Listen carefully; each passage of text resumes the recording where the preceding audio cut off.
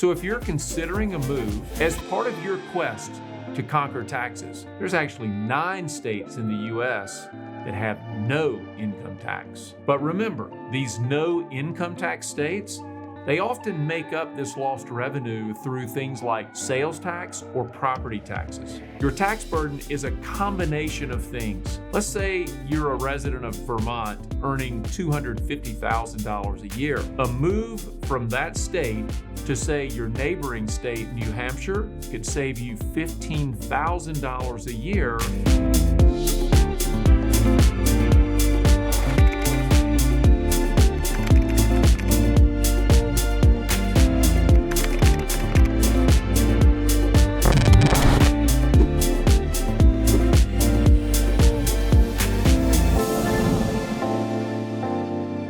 Welcome back to another edition of We're Talking Money. I'm your host, Phil Clark, and today we're talking about a subject that, frankly, I don't think gets enough emphasis. This topic just might shape where you call home. It's state income tax. We all dream of living in those picturesque locales, but things like state income tax can have a tremendous effect on your net worth.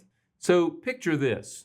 You're contemplating a move and you're weighing the pros and cons of many different states. Maybe you're drawn to, say, the sunny shores of Florida. Perhaps you like something a little more robust, like Texas, for example. These low tax states, they're not just attractive because of their weather. States like Florida and Texas saw significant increases in population during 2023. Florida grew by 365,000 people, and Texas, they came in at 473,000 new residents, all in 2023. Contrast that to higher tax states like New York.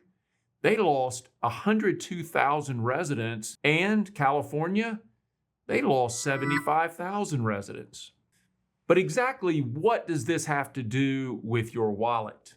Let's say you're a resident of Vermont earning $250,000 a year. A move from that state to, say, your neighboring state, New Hampshire, which is a no income tax state, could save you $15,000 a year without considering any other tax benefits. Now, if you invested that $15,000 savings in just 10 years, assuming an 8.5% interest rate, you're talking about a new nest egg of almost $250,000. But it's not just those earning the higher levels of income that benefit. Even a single person making $100,000 per year, they could benefit in a huge way by moving from, say, Oregon to somewhere like Florida or Texas. On the flip side, be careful when you consider a move from a low tax state to a high tax state. If you already live in a low tax or no tax state like Nevada,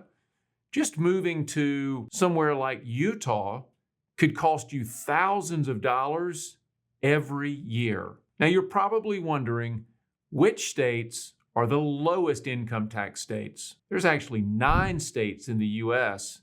that have no income tax. Those states include Alaska, Florida, Nevada, New Hampshire, South Dakota, Tennessee, Texas, Washington, and Wyoming. But remember, these no income tax states, they often make up this lost revenue through things like sales tax or property taxes. And it's not just about the state income tax. Your tax burden is a combination of things, and that makes it even more important to consider both state and federal taxation before you make a final decision about moving. You can see by the chart, Oregon, for example, has the highest effective tax rates for single and married filers. California, surprisingly, ranks among the best states for married couples. If you're single, however, California is probably not the best choice. So if you're considering a move as part of your quest to conquer taxes, places like Florida,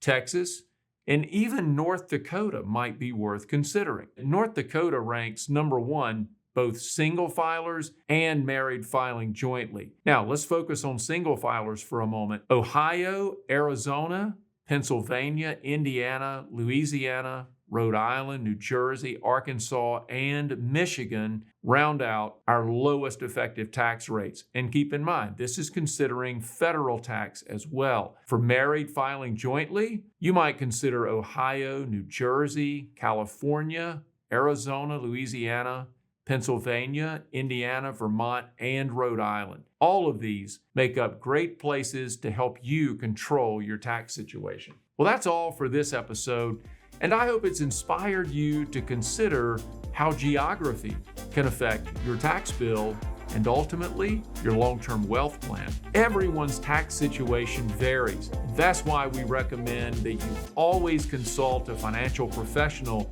before you make these really big decisions. There's lots to consider. Don't forget to subscribe to our channel. Give us a thumbs up if you like this kind of information.